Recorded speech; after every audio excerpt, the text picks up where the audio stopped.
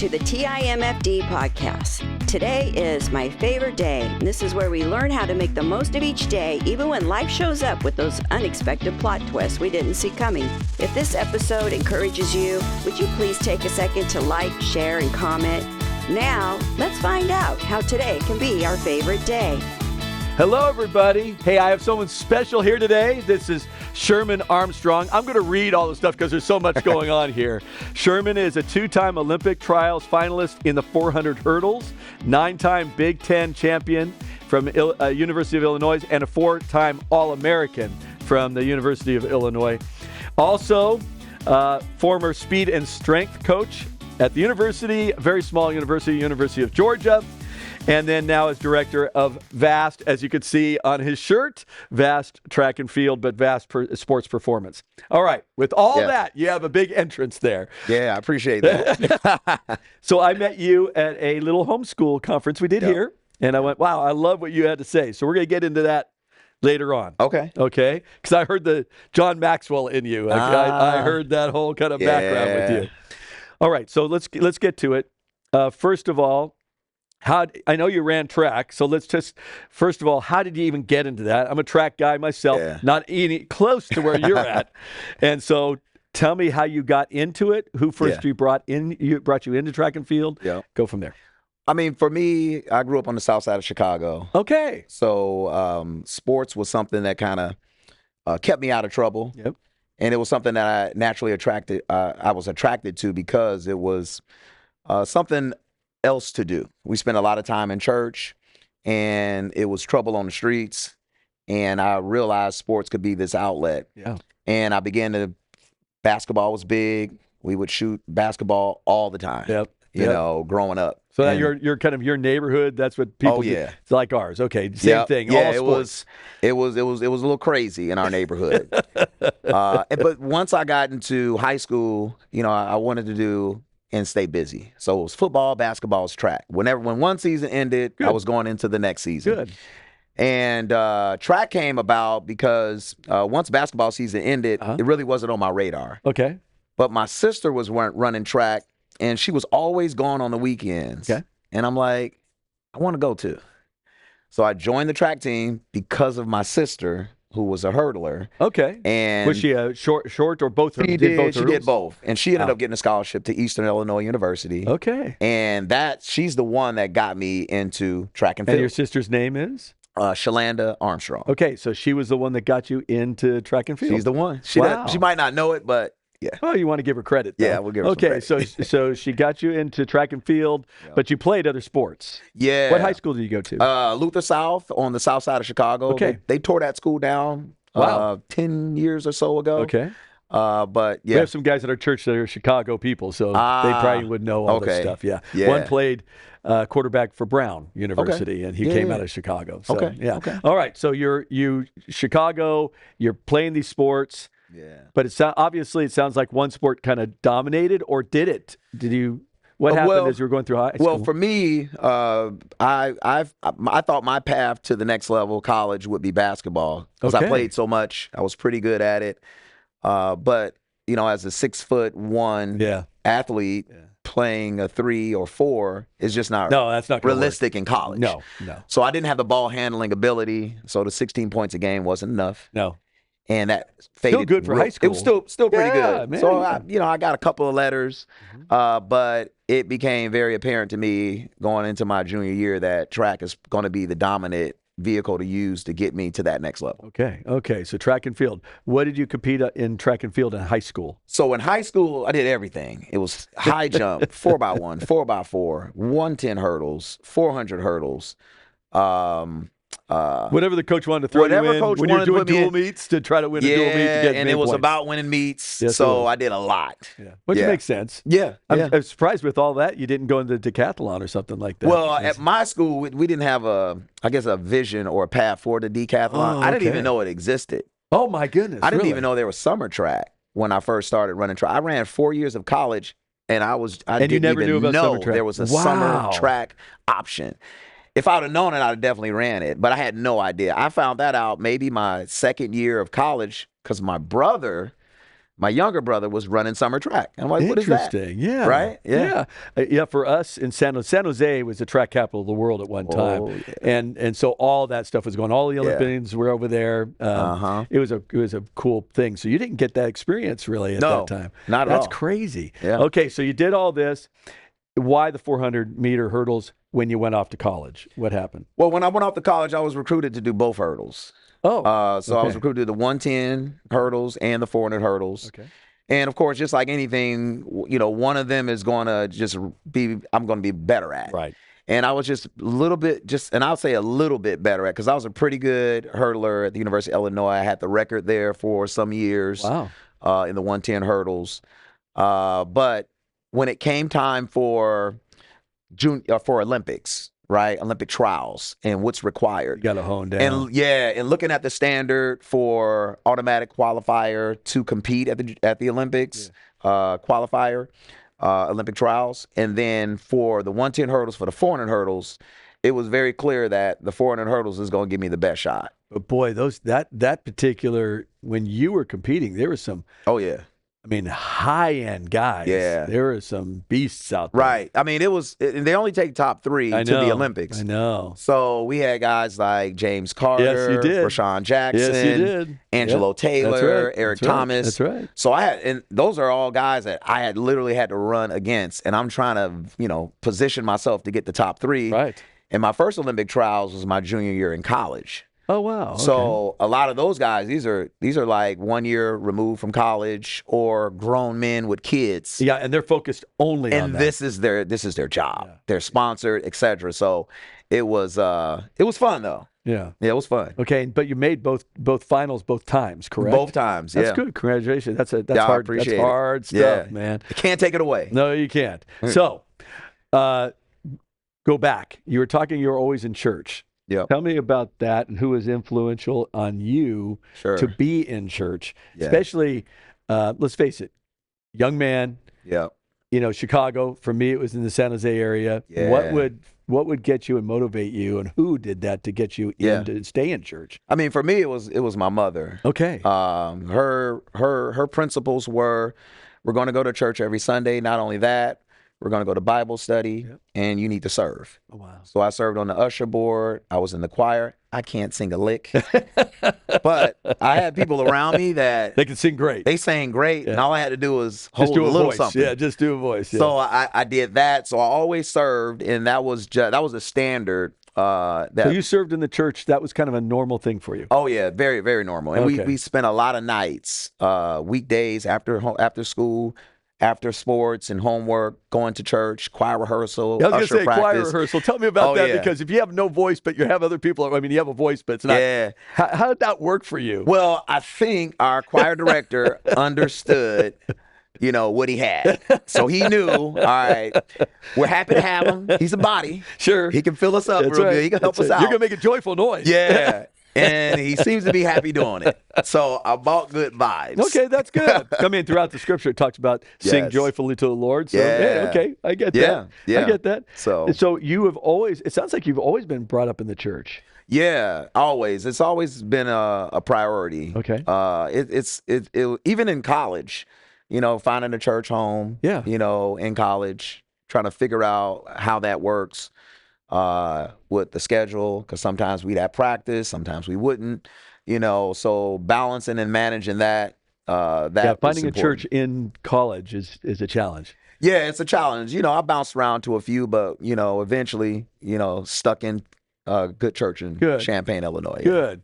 That's where Tanya and I met. We met actually in a college ministry at neighborhood church in Chico, California, as we were going to college there, and that was the wonderful part of that, because percentages of kids, and I think we heard it at this conference, percentages of kids that are in church that are in public schools, which I imagine you were in a public school. Well, I was too. Mine was a private school. You were in a private school? Yeah, Luther South was a private school. My dad was a police officer, Chicago PD. You're very fortunate. And he had 3 jobs. No way. So he paid for that. He paid for it. He worked to do worked. that. Yeah, because the public school system in Chicago, it was, Julian down the street, or Shoup Elementary, and it was not good. It was not good. No. Wow. Yeah, so he sacrificed a lot.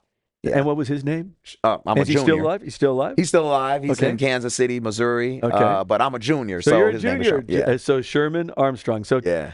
police officer. Yep. Wow. What was it like to be a Yeah. son of a police officer? That's interesting. Tell I mean, me I thought it was the cool. good and the bad of it. What was it? I mean, honestly, for me, it was You no thought it was bad. cool? I mean, he show up to school and all this stuff. No way, really? You know, Oh, and that's cool. he's got the camera on his shoulder. Back then, it was this big camera, and he's recording games and he's showing up. No way. Oh, that's so cool. There were no negatives. You know, I had one of my best friends. His dad was also a police officer. So you had a really good example in your home. Yeah, really Wow. good. And my parents, they understood we got to make sure we're taking proper measures to steer him away from the threats, of going in the wrong direction. Now, police officers, that's hard. That's Yeah. a hard job. It's usually really rough on marriages. Are you still married? They are not. Okay, because that's normally very difficult. They stayed together, Okay. but when my brother graduated, my youngest, Okay. they decided to divorce Okay. and go their separate ways. Still in your life, both of them? Or? Yeah, both. My Okay. dad, he's got some health issues, but they're both in Kansas, which is crazy, from Chicago. How did they move to Kansas? Both of them to Kansas. Yeah. It just worked out. Long story. This Okay. podcast ain't enough. Okay. I love that. Okay, so how'd that affect you, a divorce with the parents, especially when you're out of the home? It's a little different if you're in the home. Yeah. Well, honestly, we saw the signs Okay. and we knew that this is going to be the right and proper course of action. Okay. And I was out of the home, so it was easier to manage. I wasn't necessarily in it to where I had to be tugged and pulled right or left. Okay. So, That's good. But we saw it coming and we understood, this is probably the best for both of you all. Wow. Yeah. Wow. So, okay. And so you went through that, but you were out of the home, so it didn't sound like it affected you No. emotionally, anything like Right, that. no. You were kind of already doing your thing and out of the home doing all that kind of stuff. Yep. Okay. But a police officer father, that's pretty Yeah. cool. That's pretty cool. Especially when he's out there filming things. Okay. So you were growing up in the church. A lot of people who grow up in the church kind of just look at it as at church. Did you have when did you have a personal relationship with Jesus Christ? Was it early? There's some people that very young, they have that. Right. And it's just, Jesus is their savior and that's it. I mean, that's pretty simple. Right. Were you one of those kids or was it later on in life? How did that work for you? For me, it was early. Okay, wow. I mean, it was, church was just, it was a norm. It was a staple. It was, so it wasn't something that I gravitated to later. It was instant, from me being a little boy growing up, just naturally gravitated to Christ and knowing that, without him, I'm not going to be where I am. What would you say as far as encourage parents? Would you encourage parents to say, bring your kids to church? Or what would you say to that? I mean, I'll definitely encourage parents to bring their kids to church. It really gives them the most important perspective because they're going to see a lot of different things. Yeah, they are. So what do you want in their mirror, their front view? And you want it to be Christ-centered so they understand how to move. It's the GPS to life is what it is. Yes, it is. So fix your eyes on Jesus, the author and perfecter of our faith. So it provides that foundation so that, so that they're good people, and it sets them up to, share that message and that word with their kids. Yes. Yeah. And so for you in college, you found a church. In that, what did you do to help you grow in your faith during college? Because college is a wild time. Yeah. I mean, it's a wild time. I accepted Christ right before going off to Chico State. Right. So that was a different world for me when I got there. I went, okay, this is how I'm going to have to, this is how I want to live. How do I do this? Yeah. Did you have anybody in your college time that mentored you, built into you faith-wise, or was it more your parents? And it was more my mom. Okay. With so much going on in college, I didn't have my fraternity was the track team. Okay, there we go. So we had some teammates, and I know a good friend of mine, his dad was heavily involved in the church. I had another teammate that came along later. He was younger, but his dad was a pastor in Louisville. Oh, wow. So having those people in place, also kind of checked where we're at and what we're doing, We did the party thing too, but it was always an awareness, there of, okay, I know it's right. And if I do that, then he knows, that isn't right. And that's not a good look. Yeah. And they're going to hold me accountable Yeah. to bring me back. Accountability, not only spirit, do you think that accountability is important in your spiritual life? And what would you say about that? And then accountability in your athletic life. Yeah. Having some people, when I say accountability, people that are working with you towards a goal, right? Right. So tell me, as a coach, a person that understands this, what's the parallel to having those workout buddies, if you will, those accountability people? Because your coach would be more of the person directing everything, but you have to have those guys with you. Sure, yeah. And would you say that you need that within your spiritual life and your athletic life? And what would you consider, if you were talking to some high school students right now, what would you say for them to do with that? I mean, you're the product of your environment. Okay. The company you keep, your circle. Yeah. So it's important to have, those people that are going to hold you accountable. I think about it athletically. Without accountability, you'll start making excuses and you'll start to veer off the path. Yeah. Same thing in your Christian walk. Yeah. If you don't have someone that's, hey, did you do this? Did you do that? Yeah. In a spiritual world, then you're going to slowly veer off the path. So, I mean, they're hand in hand. They're for me, they're the same thing. And anything in life that I do, I treat it like the principles of athletics for me. In business, did I win the day? Did I do this? Did I get that client? Same thing in spiritual and anything that I'm going through or enduring. It's coming from an athletic step, because I can better relate to it. Yeah. And it helps. Oh no, I get it. Yeah, I totally it helps get it to make it more sense to me. Yeah.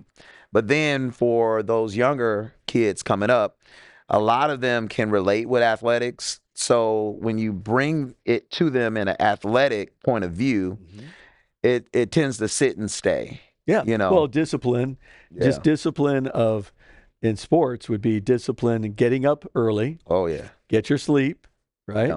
Yeah. Getting up early, get your first morning workout in, and then if you're going to college, off to your schoolwork. Yeah. Second workout in the afternoon. At least this is how we were working. Second workout in the afternoon, weights, that kind of stuff. Yeah. Whatever training they're wanting to do, and whatever technique training that we're supposed to be doing. Then it's back to school again and doing homework again. And if I was I had any kind of work that I wanted to do, I got to get that done. And then for me, it was also church in college. And so for me, I look at that the same way with my spiritual life. So my spiritual life is get up early. I'm going to read my Bible. I'm going to pray.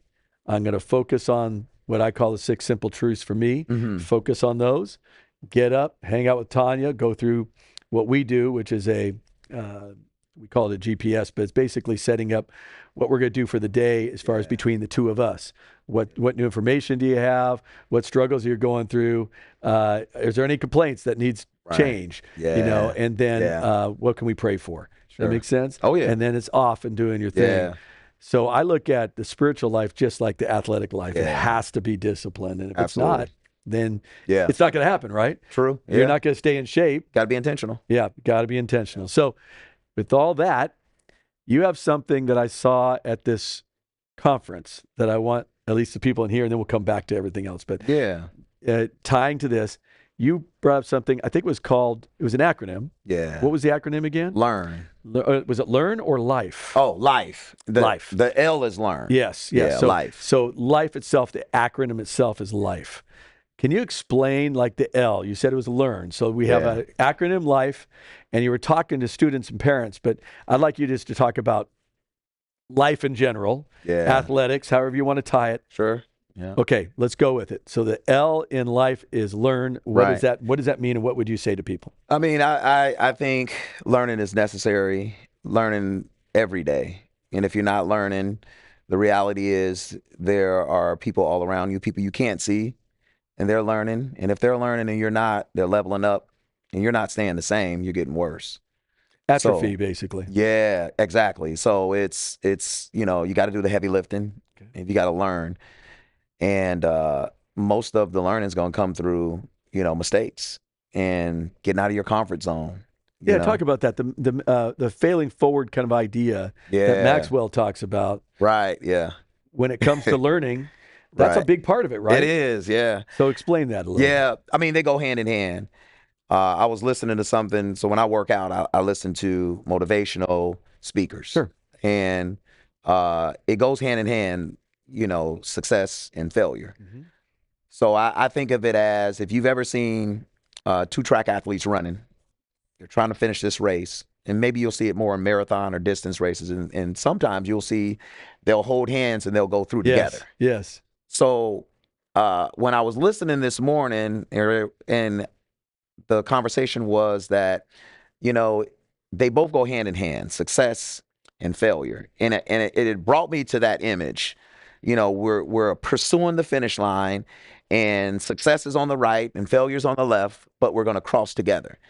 Right? Because it's all part of it. Yeah. So when you experience failure, the success in that is you learn from it. Okay. Right? Yeah. So in your entire life, throughout your entire life, if we can get folks to understand that these two go hand in hand, you can't have one without the other. No. It's not going to be a straight path. Yeah. It's going to be a swerve. You're going to be some reroutes and some exits and some step backs and some starting overs. Yeah. That's just part of the process. Yeah. Yeah. Okay. So with that in mind, what was your biggest learning opportunity? The biggest, what you considered your biggest failure, but also what did you learn from it? Right. I would say, I got a few that hurt that affected you the most. Yeah. That you just went, wow, that was rough, but I also learned this from it. Yeah, I'd say my time at the University of Georgia. When I was there for 3 years, 2012 to 15. Okay. I learned how to deal with large groups. It's a football team. Yeah. Okay. So how do I take my knowledge of training and speed and strength? How do I apply that to not 6 or 2, but now it's 75, or before 100. A game, it's 120. Yes, it can be. How do I apply that? How do I structure that? How do I manage that? So our head strength coach was a great mentor for me to kind of guide me into how to do it. Even at times after, hiring me and paying me, hey, let me take over this part and show you how it's done. Okay. And then let's have a meeting afterwards. And then now let's start to implement what based off of what you saw, how to handle this group, because I've never had to manage such a large group. And in the SEC, SEC is, as a coach, the pressure, it's huge. It's huge. And in my position as the head speed coach, strength coach, you have to be perfect. You have to be literally perfect. Yes, you do. So I learned how to manage these large groups, and I became very good at managing the groups. My position group was quarterbacks, the secondary, and running backs. Okay. So we had Todd Gurley, Sony Michel, Nick Chubb, Aaron Murray, who went to Plant High School. And we had all these great athletes. And my group of athletes, we were some of the strongest athletes on the team. So we were stronger than offensive linemen. Wow. So I learned how to help improve speed and strength. But then what I learned was that no one's safe. Doesn't matter how great you are or how good you are. Not in sports. Yeah, no, man. You're as good as today. You're as good as today. That's it. So you lose a couple of games, everybody's getting fired. Boom. Right. It's just what it is. So year 3, I believe we lost 3 games. Oh, there we go. So I didn't think my job was in jeopardy, but they hired a defensive coordinator from Alabama. He's bringing his guys over. And he comes in. Pretty much. And, that's it. And how'd you deal with that? Because that when you're not used to that, and you come into this, I'm with that at University of Georgia, this is awesome, and next to it, okay, we lost 3 games. You're kind of going, we'll do better next year. Yeah. And they bring in they fire. I'm sure they fired the defensive head coach. They definitely did. And they brought this guy in, and he's getting rid of everybody to bring his guys in. Yeah. Correct. And for me, it was handle it like I handled like if I was an athlete. All right, I've got to pivot, I've got to shift, I got to be able to adjust to this now. So it was an adjustment, and he had different ways of doing things, and he's coming from Alabama. Yeah. So whatever he says has got to be what we got to do. That's right. So conditioning, we had to change everything. He'd come out to the field and go crazy. What are you guys doing? And he's talking not just to me, Everybody, all the strength staff. So Yep. we're just like, oh my God. So after that particular season, I got let go. Yeah. So what I learned from it was, it doesn't matter how good you are, what depending on the situation, none of it matters. Yeah. But I learned the importance and the value of building relationships. Okay. Instead of building muscle, Okay. building speed, building stamina. It's about building relationships, not just with those athletes, but with the coaching staff, with the support staff. And I wasn't the best at building those relationships. Okay. Right? Okay. And I realized once I got let go, I really didn't have a relationship where I could have a conversation about the next step. Yeah, get your next job. Yeah, get the next job. So that was the biggest thing that I've learned in the greatest failure that I feel, but I fell forward. Yeah. And I learned from it. So here you are, you're out of the University of Georgia.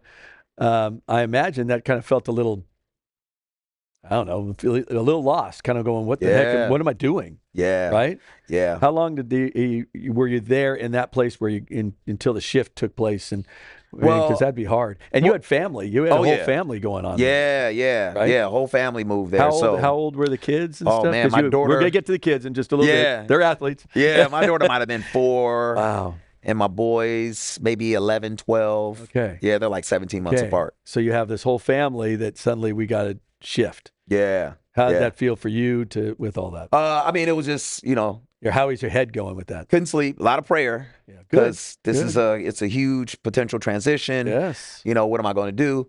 But before I took the job, I was here in Tampa, Florida. Okay. And I was training athletes with vast sports performance. Oh, so you're already doing that? So I was already doing vast sports performance. Okay. Yeah. So we were in Tampa. So you had a Tampa. relationship with Vast. So yeah. So you did have a relationship. So I own Vast. Oh, no right? way. Yeah. So this is my company. Okay. So here's the owner. You talk to him. Yeah. Okay. So I own Vast, but when I got the call from Georgia, it came about because we were training some of the city's best athletes. Okay.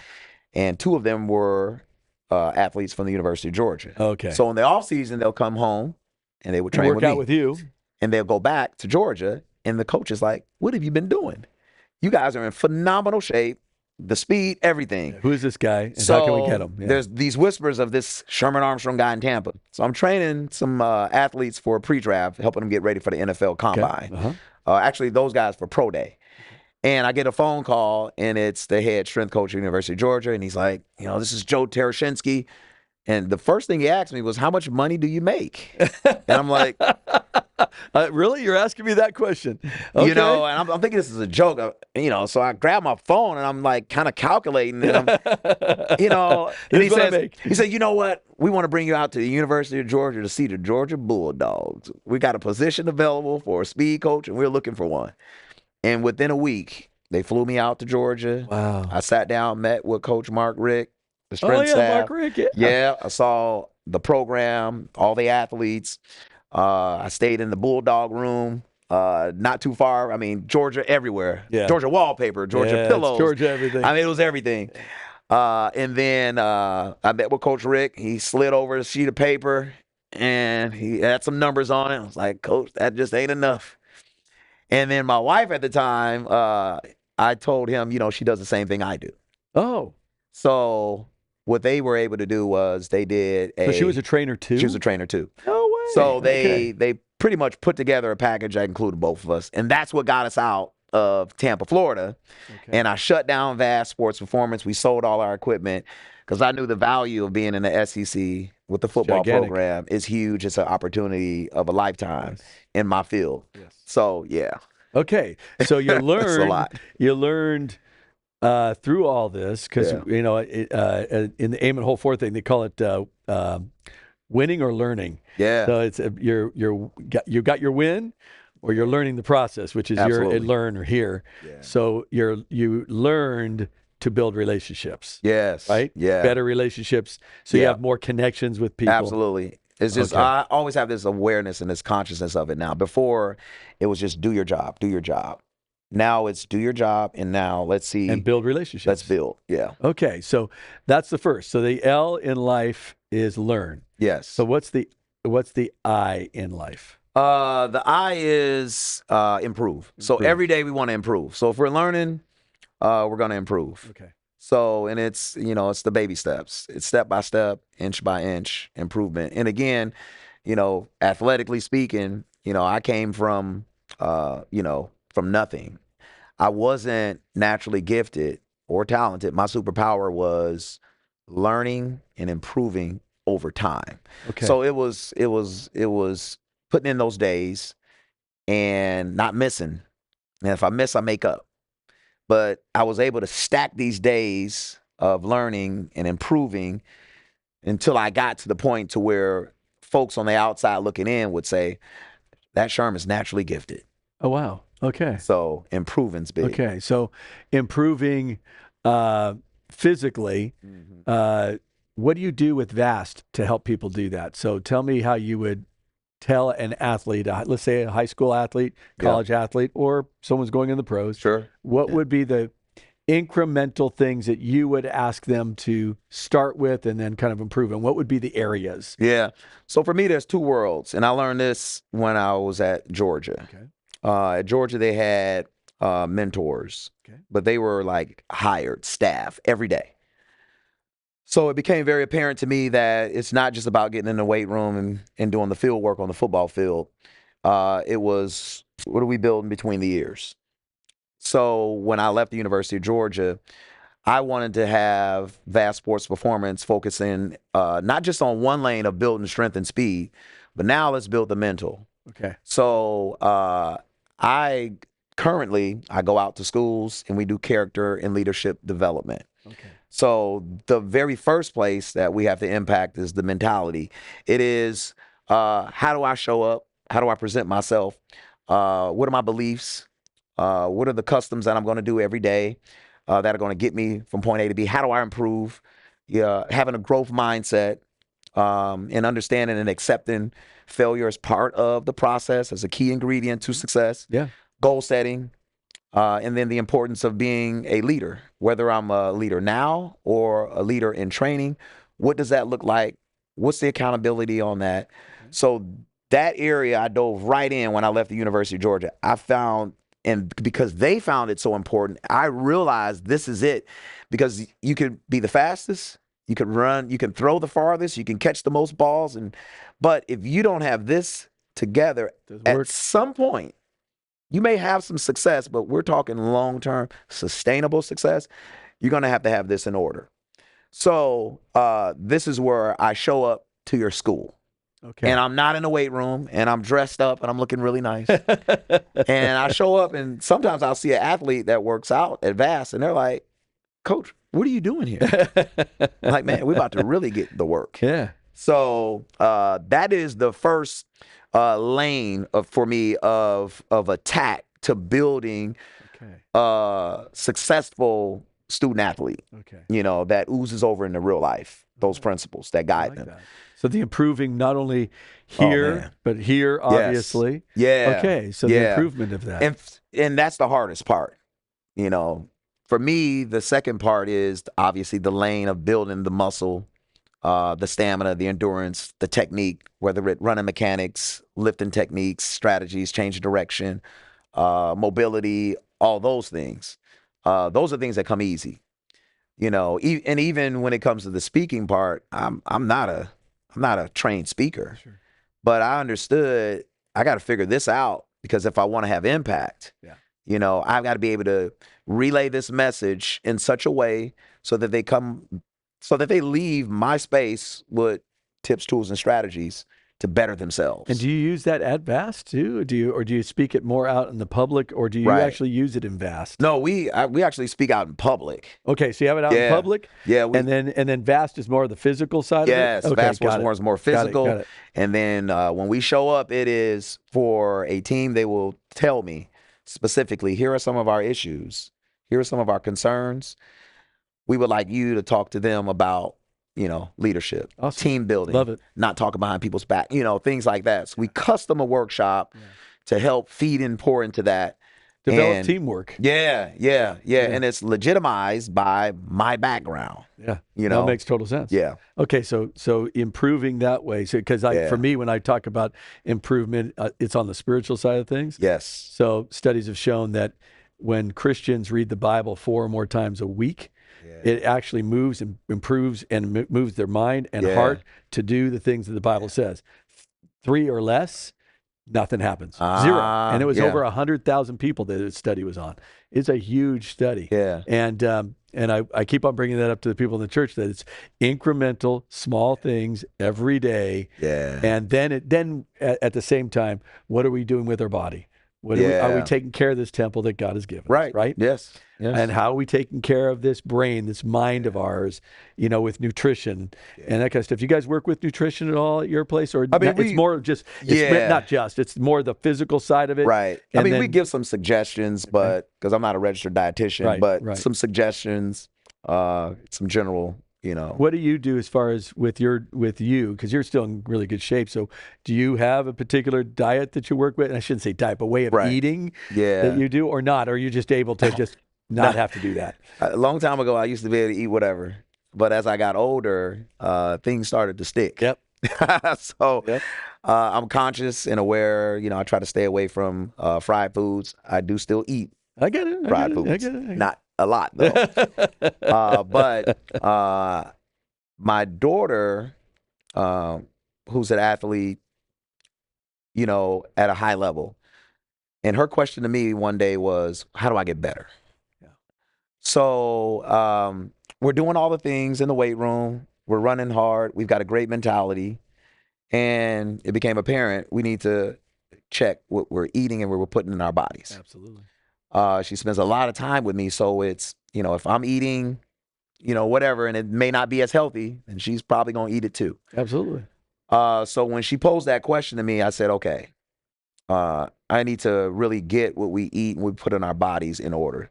So we started to meal prep. I say me, because she just eats. I get it. She's working on learning, so we started to do the meal prep. The lean meat, the steak, the chicken, salmon, vegetable. We have our portions, our rice, all this kind of stuff. So we're very intentional each and every week and cooking all this food. 27 meals, they're ready to go. So that we have the fuel, the proper fuel to put in our bodies. So it was her that really got me out of it and into like, okay, let's key in on this. Do it for me. Okay. Yeah. Okay. All right. So you have 3 kids. So let's get into that real quick because we're in the middle of the life thing. So let's go to the 3 kids. So you have 2 boys, 1 daughter. The 2 boys are at what school right now? Wichita State. Wichita State. And they're running track also? Running track. Okay. So what events are they running and doing? So my youngest son, he's on scholarship and he's a hurdler. Oh, no. Okay. So he does what you do. He does what I do. Okay. So he followed in your footsteps. He followed in my footsteps. And then my oldest, he's a javelin thrower. Really? But he's an all-state hurdler too. He just chose, and he has a love for the javelin. Wow. I couldn't imagine man, you get him on the pole vault, then you got a decathlete right there, man. I can't help him, but yeah, you're right. Wow. Okay. So they both track kids, college, doing great. Yep.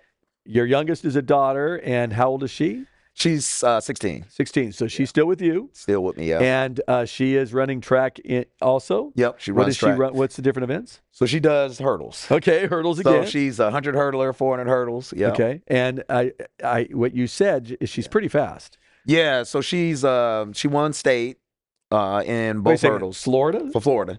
So she won the state championship in the 100 hurdle and the 400 hurdle.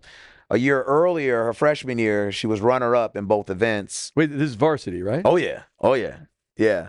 So a year earlier. So you're not telling me the truth here because you win an event in Florida. That's winning in Texas or California. Absolutely. Those are the 3 top places in the nation. Yes. In track and field. Always have been since the 1980s when I ran.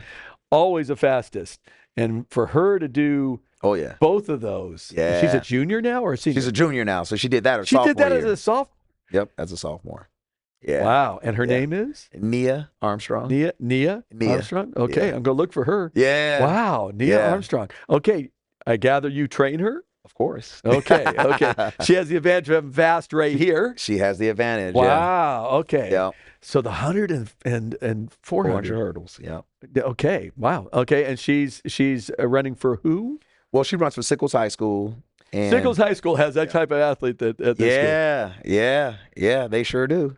Wow. They sure do. Wow. Wouldn't have expected that. That's pretty amazing. Do you help any of the other athletes, or you're just dad doing the thing with your... No, our club, Vast Track Club, so we have a team of athletes from all over Hillsborough, Pasco, even folks out Clearwater, as far as all Riverview. different ages? Different ages. We have folks from Orlando that come out to train with us from age 5 all the way up to adults even. So you just told me also that you were at the, what is it called? The Junior Olympics. Junior Olympics. Correct, yeah. So tell me what happened with the Junior Olympics. That's 18 and below?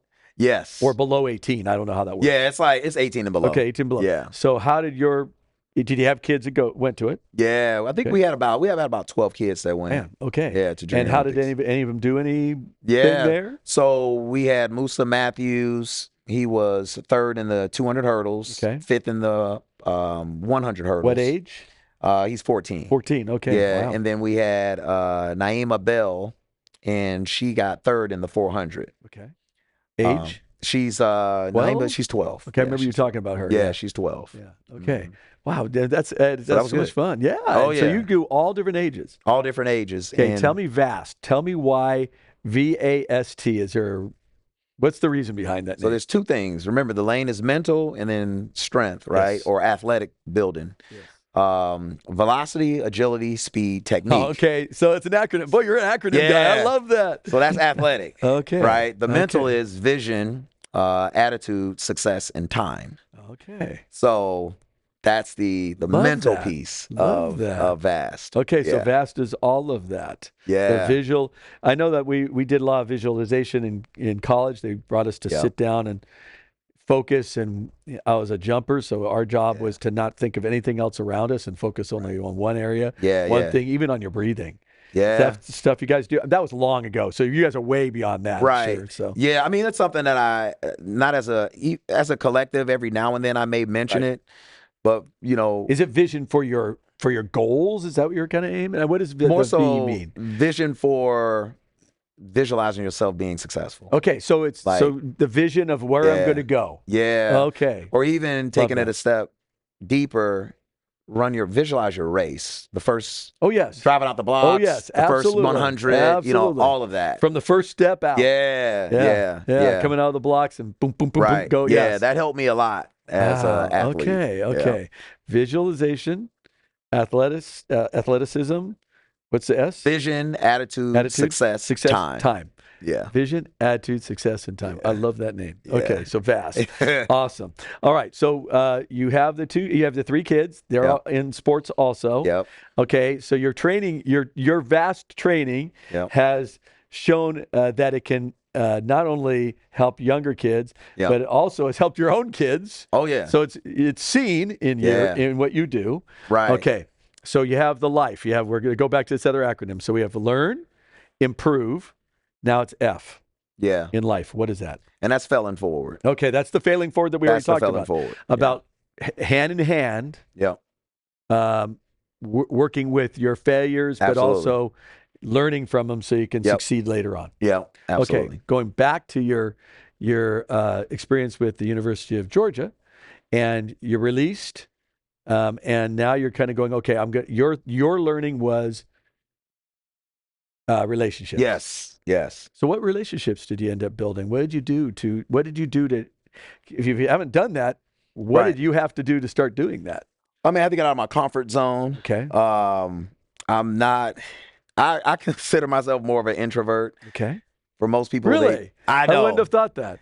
I speak to a lot of people every day, but. So if you're with a big crowd, let's really figure this out. So you're a big crowd, and there's tons of people there, and then you go home. Are you tired or just so pumped up you can't do anything? I'm even keel. I'm just okay. So you chill. are an introvert. Okay. Yeah, I'm kind of chill. So what happens with extroverts when they're around a lot of people? Yeah. When they leave, they're even more hyper. Oh, That's God. me. That's me. Yeah. I'm a true extrovert. So now I'm totally jacked up energy wise. Right. So like track meets and that stuff, I had to learn to slow myself down because it was having so many people there got me all pumped up. Yeah. So an introvert, and you had to learn how to like get out of build my comfort zone, relationships. build these relationships, have tough conversations, put myself in front of people, and but I'll learn from the best. John Maxwell, Les Brown, a lot of motivational speakers. How did they help you? Both those are two big names. You just threw out two big names. Yeah. How did Maxwell and Brown help you? It's just it's the articulation of words, word usage, pacing, pauses, and repetition, but also just the motivation, especially with Les Brown, his upbringing, where he came from, what he had to overcome and endure. Same thing with John Maxwell, and being the definition of a leader, a trainer of leaders. Sure. And just embracing this process, of, doing what you don't want to do, but doing it anyway, and just accepting that as just a way of life, if you want to be, successful. Yeah. Gut it out. Yeah. Yeah. I get it. Okay. So you have L.I.F., fail forward, E. Yeah. Tell me what So the E is effort. And I speak a lot on effort, mainly, I speak of it in both of my worlds, the mental world and then athletic world. You're a product of the work that you put in. Put a little bit of effort in, you're going to get a little bit back. That's right. Put a lot in, and there's a possibility, not a guarantee, but there's a possibility you're going to get a lot back. Yeah.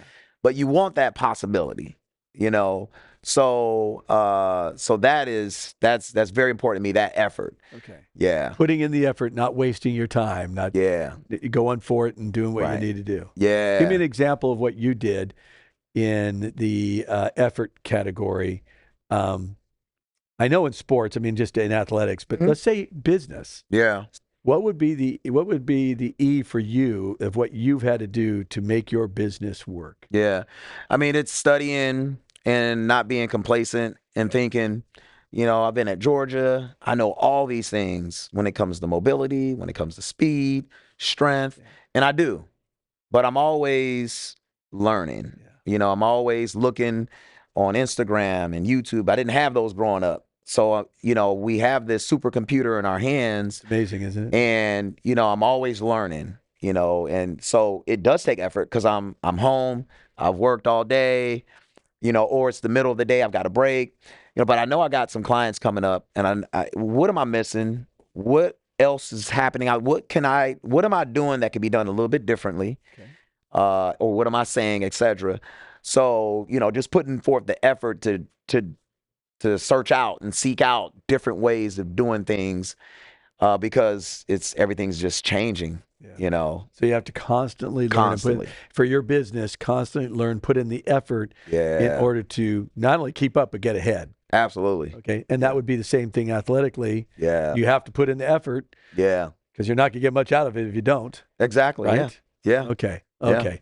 Yeah. And so L.I.F.E, L-I-F-E, that's the acronym I heard you speak on. Do you speak on that a lot? I speak on, not in the acronym, but I speak on all of those components. Those things. Okay. Yeah. Gotcha. Yep. Gotcha. All right. So now you're in your 40s. You have kids in college. Yep. You have another child that's going to be out soon. Yep. So now you're going to have your kids out of the home. What are some of your long-term goals that you have for you? Let's say, when I say long-term, the next 5-10 years, what would you like to see in your life? What would you like to see for you? And what are you doing to get there? Yeah. Using your VAST, the VAST, using the L.I.F.E. Yeah. What are you doing to go there, and where do you want to be? Right. For me, I want to capitalize on the main road to success, which is the mentality. Okay. I have the certifications and qualifications and the master's degrees and all that to build physically. But for me, it is, sitting firm in the lane of mental build. Okay. Because, there's so many people that do what I do. But if I can equip those that I'm in front of with the mentality, when they do go into that lane or that zone or that place to improve and level up as an athlete, they'll have the mentality to endure the stress, the pain, the pressure of any moment, whether it training or in a competition. They'll be able to perform at a high level. Okay. And I think that if I'm in front of a group of individuals, student athletes or coaches, because we do speak with coaches too, and delivering information, they're now deployed out to touch kids that I'll never touch. Okay. So for me, it is how many can I reach so that I can have an impact? And there's only so much that Vast Track Club and Vast Sports Performance can do. That's right. And we can do some great stuff, but grander scale is, I need to be out of my comfort zone on a stage, communicating key strategies to help with the tough things in life, Yeah. Okay. And then what would be a goal for you spiritually in your life? What would be a goal in the next 5 years that you would want to see in you, which is going to be mental and emotional and physical, I imagine. But what would you see? Yeah. I mean, you mentioned it. I didn't hear about this study. Oh yeah, it's huge. I can send it to you. You said 4 to 5? 4 days a week 4 days. or more. Now I'm always tell our church, read every day. Be in the Bible every day. But 4 or more times, the Bible actually, whatever you're reading in, will actually affect how you're going to respond. My wife knows immediately the day when I come into the office, because we work together, and she will know you weren't in the Word of God today. She knows it immediately. Yeah. And that's rare that happens, but she sees it because my attitude is just a little different. It's a little off. She's used to me being up and excited and, and then it's for some reason, there's a little bit of, as she'll maybe call a little deadness that's in there. Right. That I'm kind of going, oh, wow. Okay. I didn't read the Bible today. I was too busy. Yeah. And I can never be too busy for that. So that would be something for you that you would like to see happen in your life? Absolutely. Okay. Yeah. Okay. Because I believe when athletes are disciplined in this area of when we're disciplined athletically and we're disciplined mentally, but if we could be disciplined spiritually, it improves this and this. Yeah. So I just, I'm in my mid 60s and I'm trying to live my life the best I can, right? Sure. And live it out. But it comes first for me on the spiritual side of things of what is God, what do you want me to do today? Yeah. And then from there, as I'm reading his word, give example. This is your podcast, but I'll just give you an example real quick. Today, I was reading Ezra, the book of Ezra, and I just read systematically through it. So I read through Ezra, and I'm reading through Psalms because I like reading a Psalm or a proverb while I'm going through the Bible. And so read Psalm 67 and 68, and one part of it's just sing the Lord, but one major part of that I highlighted and sent it to my grandsons, which was Ezra was in the Word of God, and God blessed him because of that. And he says every day. And I went, wow, okay. And so I sent it out to the grandsons, and I said, hey, let's just stay focused on this, right? Yeah. And I go and read Ezra, and Ezra has that in his scripture, right as a verse or chapter 7.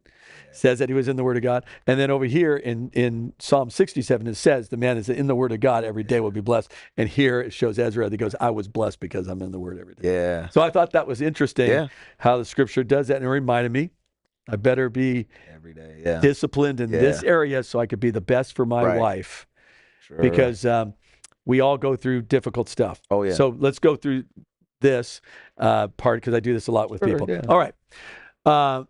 You talked about one of the most disappointing things for you in coaching. Yeah.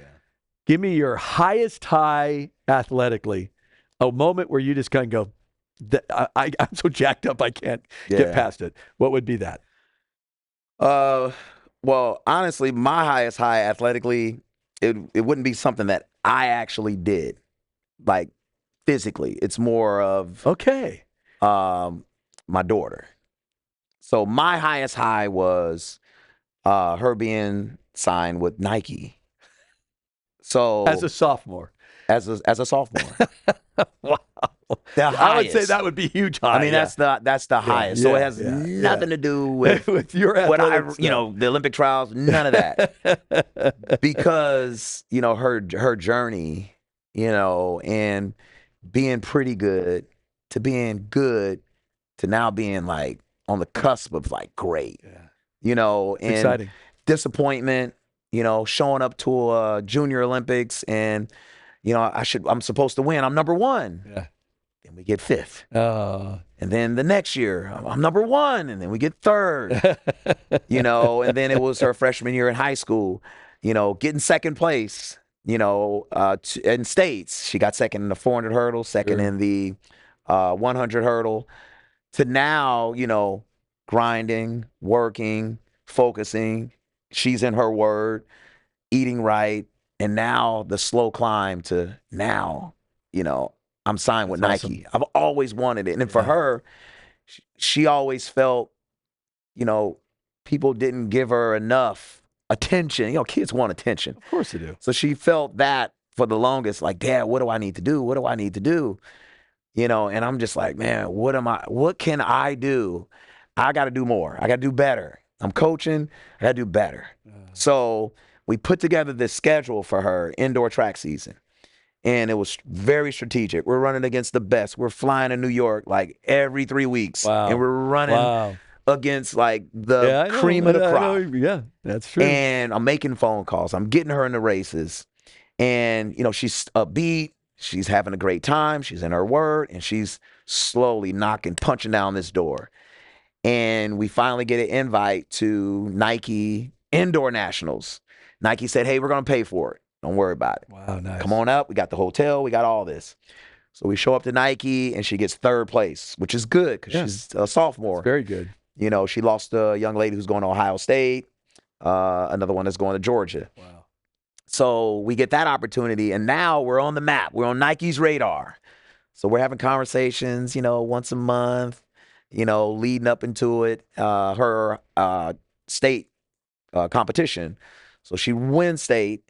And then the summer hits, and she drops. Well, first she dropped the 13.3, which is very fast. Oh, wow. That's very fast. Yeah. So at the Florida relay, she ran 13.3. She beat out a young lady who is scholarship to the UCLA. Wow. So she beat her as a sophomore. She's one of the best. So that really put her on the map. And that gets you all pumped up. So I'm like, it's close. I've been working. I've been researching. I don't need my daughter disappointed in me. Dad, you didn't do me right. I get that. So once we hit the 13.3, now Nike's calling a little bit more. They're saying, hey, fill out this information. We just want to, Then she got an interview with Mile Split, where they interview some of the best athletes. Yes. And just talking about your journey, what motivates you, what moves you, this or that. And then, Nike said, okay, we're going to go ahead and we're excited to have you. That's what they said. But they never really told us. And we looking like, okay, are we in? He was like, you do want to be in. We're like, well, yeah. You never really told us. So we're like, ecstatic, That's excited. Awesome. So for me, that's your highest high. That's the highest high. Lowest low, other than the Georgia thing in your life that you experienced and had to walk through? My lowest low is definitely my divorce. Okay. And when did that happen? Some years it ago? was like 2 years ago. 2 years ago. So you're still kind of working all through. On yeah. Oh, yeah. Yeah. Okay. So that was my lowest low. And again, it goes back to being an athlete. I want to win. Yeah. So if I'm in business, I want to win in business. I'm in sports, I want to win in sports. Yep. I'm married. I want to win as a married man. That's right. That's right. I get it. And it just did not. It just didn't work out. And for me, it was low for me because of the impacts it had on the kids and the potential. It could have potentially been detrimental for my daughter who still lives, with me. So that was the lowest, low for me. Okay. And what did you do to work through it? What have you been doing to work through that? Obviously, staying in shape, working out, doing stuff. But what are you doing to do? Yeah, definitely fitness was part of it, but it was uncharted territory. I've never seen or been through anything like this before. So I pray a lot. Yep. Because I need, guidance. Like, I've got things that I have to do, with a lawyer, and you have to do this, and you have to present this, You do. and you got to do it at this time, and I got a business to run, and I've got this team, and I've got this, That's right. and I got a dad. I got to be a dad to my kids in college, to my daughter. So all these things became so complex, and I had to just, a great speaker said, inch by inch, anything's a cinch. Yeah. So I started to, when doubt crept in, I just, one thing at a time. Don't look at the laundry list of things that you have to do. Yeah. What are we going to do? What one thing are we going to accomplish and knock out today? Yeah. So even though I had so much doubt, like, I don't think I can do this. There's, softwares, you got to upload this into that. And it's just like, so I'm figuring out all kinds of stuff. And then there's the financial piece Dealing of it. with the whole divorce issue and all that stuff, because divorce is rough. Yeah, and it's rough. expensive. It is very. So I'm thinking, the recovery process. How do I get out of this? And I owe these people. I've got to, just trying to collect my thoughts and my moves to juggle and pivot and put all these pieces together, so we can have closure and I can move on with life. When move on with life. So what would be what did you learn, from that you would do differently in the future when it comes to the marriage? Because I know it takes two to tango. So there's, you could have someone that has caused a lot of damage, but there's always two sides of it. Sure. What would you think that, to encourage somebody else, what would you say as a man that you would like to have done different or will do different in another relationship? I imagine you're not gonna be single for the rest of your life. So I hope not. Yeah. I mean, I would say communication is everything. Boundaries are important. Boundaries. Tell me what as you mean far by that. as what's acceptable, what's not acceptable. In a marriage. Yeah. And this is, along the biblical lines, like, this is what a marriage is supposed to look like. Absolutely, yeah. I felt that I was too, I was moving the borders, like, to comply or to, what, she wanted. Okay. It was like, hey, I'm just trying to win. Yeah. And for me, it was like, as long as we got that paper that says we're married, we're winning. And if that means compromising on some of the values that I have and I grew up with, so be it. Mm. So I went that route. And that's when it just, it all exploded, overnight, like instantly, so. Yeah. So part of that is on the leadership end of it, right? Oh my gosh. So you'd say that'd be probably a better listener, communicator, and lead with, as it says in Ephesians 5. Yeah. One of my favorite verses is Ephesians 5:21 through 33, speaking of how we're supposed to love our wives as Christ loved the church and how we do that. Yeah. It's cool verses. I always tell that to all our men. This is what we need to do. My dad told me, my parents were married 56 years until both my dad passed away. They dated each other all the way through their marriage. I got to see a really good example. Yeah, very fortunate to say the least. So you'd say that you would be your lowest. Oh my gosh, easily. And still kind of working through that, but going forward. Yeah, still working through it with great support now. Okay, good. Kids in the right headspace. Good. There's still some some bumps in the road along the way, but that's to be expected. Okay. Anything worth having is uphill. No, I get that. I get that. Okay, and then as far as business goes, what do you want to see in your business in the next 5 years? You want to expand to other things, or do you? Yeah. And again, it goes into, I'm known for training athletes, right? So in my business, I'm really trying to, like I mentioned, the mental lane. Bring that in. Bring that into it. Mentoring student athletes, helping them get scholarships, speaking to groups, teams, organizations, coaches. That is where, I really would like to kind of, move taking your comfort zone and moving out of it and going that way. Yeah, absolutely. Okay, kind of like what you just said. You said that in your in your life thing, and be able to make sure that you take that, go out of your comfort zone and go do your thing. Yes. Okay, wow, exactly. That's exciting stuff, man. I'm excited. Yeah, we went long. I didn't realize how long we were going. We and I were just talking. But Thank you for being here with us. No, I always thank you like for hearing having me. athletes. Yeah. It's always fun to kind of talk to an athlete. But thank you for being candid. We didn't talk about track, though. Why athletes are running faster. You know what? We're not going to stop here because I want to go here. We're going to go long. Yeah. All right. Let's do that. Because my brother and I have been talking about this. It's Yeah. amazing to see what's going on with high school, especially high school athletes. I'm amazed. Yeah. The speed that's going on with them. Yeah. And because you're in that world, Yeah. what is causing these kids, Yeah. these young athletes, they're just breaking records all over the place. Yeah. So what is happening? What's going on? Man, there's a number of things, and not in any particular order. Number one, social media. So what happens is a kid can now post a performance on social media. Everyone sees it instantly. So now if a kid runs fast, now instantly in my mind, it's possible. Oh, okay. So everybody else is seeing it, and you see the possibility for you. Yeah. So now I see the possibility for me. So that's that part.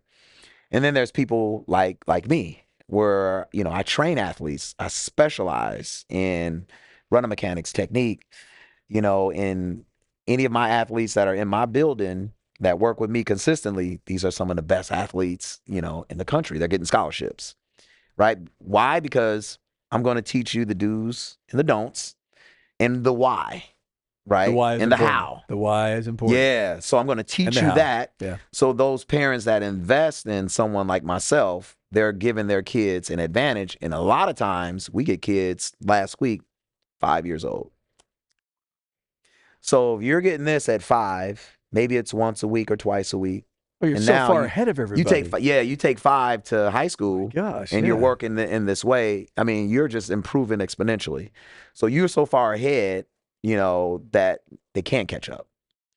Then there is on the track itself, like the tracks now, the best tracks, like Hillsborough County just has a regular tracks for their high schools. But when we travel because we want the fastest tracks. So we want Mondo. This is what they call fast tracks. These are super Mondo tracks. So the way they are built, they're built to absorb. They're built so that when you apply force to the ground, it's not lost. Wow, really? So when you push off down to the ground under your hips and you drive forward, you're not losing that power.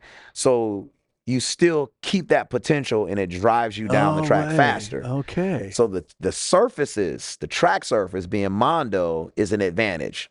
So we're always looking for colleges or universities or, shoe brands that may have a track like Under Armour or New Balance, because we know they've got the best track. They're investing in that, right? Gotcha. And then there's the shoe wear. Right, so the shoes spikes do make a difference. They are, they make a difference. So the spikes can, in itself, help a kid potentially run faster. Doesn't guarantee it. You still got to work, but there are restrictions on the type of spikes that shoe companies can make because they make such a difference. Right, there are restrictions. I did not know that. Yeah, so even the shoe itself can set you up. The technology is amazing. Yeah, so the technology, it's amazing. And then not just in the weight room, but outside when it comes to coaching, if you have the right coach, then you can run fast. You have the potential to run fast. Right. You still got to work. Right. So for us, for example, Vast Track Club, we excel in hurdles. Why? Because I used to hurdle. And I did a bunch of stuff wrong. And now I know a bunch of stuff that you're supposed to do it right. So body position over the hurdle, first step out the block. Huge. Arm position. Yep. How do I get my trail leg down faster? How should my arms be positioned? So we began to share all these secrets with our kids, and we're able to take it. And we've done this twice. We took a kid, 4 months, 6 months training, never did hurdles in their life, All-American. Just like that. And I tell my kids all the time. The biomechanical analysis, man, that makes a big difference. I mean, it's everything. It is. So it is. we've done it. 4 to 6 months, your kid's an All-American. If you want your kid to be an All-American, come see me. That makes sense. So, and that's why when kids go to college, they're very selective in the process. Many schools may want them, but does that system fit me? What is that coach saying to those kids? Let me talk to the teammates, my potential teammates, because all that makes a difference. So you take all those factors, now you have the potential, and kids are taking hold of these factors and they're running and dropping some phenomenal times. It's amazing what's going on right now. I'm shocked about the speed that's happening right now in the younger kids. Oh, yeah. The 18 and below. Yeah. And then the 18 to 21. Yeah. Unbelievable what's happening in those speed. Yeah. The speed is amazing. Yeah. I did not know about the shoes and all that stuff. That's crazy. And I mean, we saw it firsthand because with my daughter being sponsored with Nike now, we were able to be with the Tate Taylors, who just won the U20s and the 100, the 200. Saw that. The Maxwell twins. We're in this group. We're in this family now. So we can see it in real time because Tate, he wasn't running that. But then we saw this progression from indoor season to slowly moving faster and faster and faster, and, Nike being that support structure to support his coach and those other coaches and myself now I have a mentor coach. Nice. I'm a good coach, but now I got another coach that's better than me. We always need mentors. And he's going to mentor me. Yeah, we always need that. So now kids have the even greater chance to improve because now we're sharing this information. So it's an amazing thing that's happening right now. So VAST is a part of that. We're part of it now. Absolutely. My goodness. Yeah, and that's big. That's big. Congratulations on your daughter for one. Yeah. And your sons. Let's not forget the sons. Oh, yeah, no. Let's not forget the sons. Congratulations on them. And congratulations on the business. Yes. VAST. And my hope is I get to see a lot more of that. Yeah. See you guys succeeding in that. Yeah. I watch all the track stuff, so I kind of pay attention to all that stuff. Oh, yeah. And it's going to be interesting in this coming year to see what you guys are going to be doing. Oh, I appreciate it. I'm curious to see how that's happening. Are you guys involved with the indoor circuit too? Oh, yeah. Okay, we have a full indoor season. We'll do 3 meets in New York. So we got the Milrose games. You do the Milrose. Okay. Oh, yeah. Nike indoors in New York, and then we'll be in Staten Island for another big competition. Some of our kids do New Balance, which is in Boston. Yep. We'll be in Alabama, our first track meet in the beginning of December. So we've already put this schedule together. You got the indoor schedule going on. Yep. Mm-hmm. Indoor is so much fun. Oh, it's fun. It's fun. Well, thank you for being here with us. Yeah. I forgot about that. I got so much of everything else. I thank you that you reminded me on that. So if you're interested, if you have a sports person, someone who's wanting to improve athletically, and that could be any sport. It doesn't have to be track, right? Because my grandsons were football guys. Yeah. So, but any sport, if you want to get better, Sherman is who you need to talk to. And you need to talk to VAST, track and field, but VAST Sports Performance. VASTathletes.com. Wow. Okay. We'll get to all that. So you're going to give me all that information so we can put it on there. And that way people can go and check you out and do all that kind of stuff. Thank you again, sir. Yes. I love being with athletes. It's so much fun. God bless you all. Remember, today can be your favorite day. Just keep on keeping your eyes on Jesus. Take it easy, guys. Thanks for hanging out with us today. The views and opinions expressed are those of the hosts alone. TIMFD is produced by the awesome Alex Korn. And until next time, have a great day, stay grateful, grounded, and growing in Christ.